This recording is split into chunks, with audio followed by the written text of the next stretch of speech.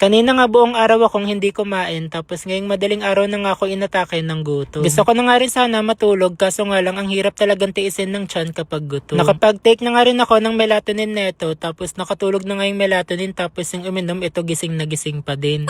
Diyos ko, tawanan nga kasi gusto ko talagang ayusin yung body clock ko kaso nga lang ganito talaga ako palagi. Ayan, paglabas ko nga ng kwarto walang tao tapos dito nga sa may sala namin nakatambay si Piro tsaka yung jowa niya na si Patty. Gusto ko nga sana mag me time kaso nga lang hindi pwede kapag ganitong oras. Di na rin safe no kaya sabi ko magpapasama na ako sa pinsan ko tsaka kay Patty. Kanina nga nagdadalawang isip ako kung magagrab ba ako kaso nga lang parang medyo matagal pa kaya sabi ko sa labas na lang ako kakain. Isa't kalahating oras pa kasi bago dumating yung pagkain sa bahay kaya sabi ko ako na yung pupunta kasi di ko na rin kayang tiisin yung gutom. Tatakas nga lang kami sa bahay kasi di na rin kami papayagan kapag magpapaalam pa. Magto 2:30 na nga rin neto tapos yan winace ko na nga yung coffee rush tapos nasa 28 minutes nga yung biyahe namin papunta doon. Galing nga dito sa Pasig papunta doon sobrang bilis lang ng biyahe namin kasi wala nang traffic kapag gantong oras. Nako naging third wheel patuloy ako neto pero sabi ko dead ma basta ako makakain lang. Eh andito nga pala kami sa Binangonan pupunta kasi dito rin yung trip nila na kumain. Ito nga yung daanan papunta doon sa kakainan namin, grabe sobrang tarik tapos kurbada pa. Sobrang taas talaga neto pero pagkarating mo naman dito sa may taas sobrang worth it kasi merong view ng city lights. Dito nga sa loob ng subdivision yung kapihan na kakainan namin kaso nga lang sarado na sabi ni kuya. Di na nga kami pinapapasok ni kuya pero sabi ko tatry ko pa rin silipin baka sakaling makahabol. Sobrang kulit nga namin kasi pagkarating namin ayan sarado na talaga lahat ng mga kapihan dito sa loob. Sayang nga yung 100 pesos na binayaran namin pero okay lang kasi kasalanan din naman namin. Lumabas na nga lang ulit kami ng East Ridge tapos dito nga sa may gilid merong over the top na kung saan pwede rin kumain tapos meron ding city lights. Nalibre pa nga kami dito ng entrance fee kaya shoutout kila kuya na nanlibre sa amin. Ayan grabe kahit alas 3 na nga ng madaling araw dito may mga tao pa din tapos meron pa rin mga stall na nakabukas. Ayan shoutout nga pala kila Queen kasi nakilala pa nila ako dito tapos sabi ko sasama ko na lang din sila sa may vlog. Kanina nga buong araw umulan tapos buti na nga lang ngayon nakasama yung panahon kasi tumigil na din. Malamig nga ngayon yung weather dito sa may taas tapos bumili nga ako dito ng chocolate cake tapos umorder na rin kami ng rice meal. Sa kabila bumili na kami ng mga drinks namin tapos umorder na rin kami dito ng chicken pati ng fries. Ayan while waiting nga sa order namin naisip namin na lumayo muna para magpahangin. Sisilip nga muna kami sa may dulo para makita yung city lights tapos after nga maghanap na rin kami ng pwesto namin. Ito nga sobrang dami namang mga vacant na upuan tapos balak nga namin sa may pinakagilid umupo kaso nga lang meron ng mga nakaupo. No choice na kami kaya dito na lang kami pumesto tapos si Patty nga hindi na kumain ng kanin kasi kakatapos lang daw niya kumain kanina. Umorder lang siya ng cookies tapos kami naman ng pinsan ko nag-order na rin ng Hungarian. Ayan ito nga lahat yung kakainin namin and feeling ko naman worth it na siya tsaka nakakabusog na din. Ganito talaga ako guys lalo na kapag madaling araw fantasy ko talagang kumain sa malayong lugar tsaka sa may city lights. Minsan mas bet ko din sa lugar na hindi matao tsaka tahimik. Anong oras na nga rin neto kaya habang kumakain nagulat ako pinatayan na kami ng ilaw. Pauwi na rin kasi lahat ng mga tao dito tapos kami na nga lang yata yung natitira. Ito nga yung cake di ko na naubos kasi medyo naumay na ako sa sobrang tamis. Ayan solved na nga kaming tatlo tsaka busog na rin kaya sabi ko bounce na kami pabalik ng bahay.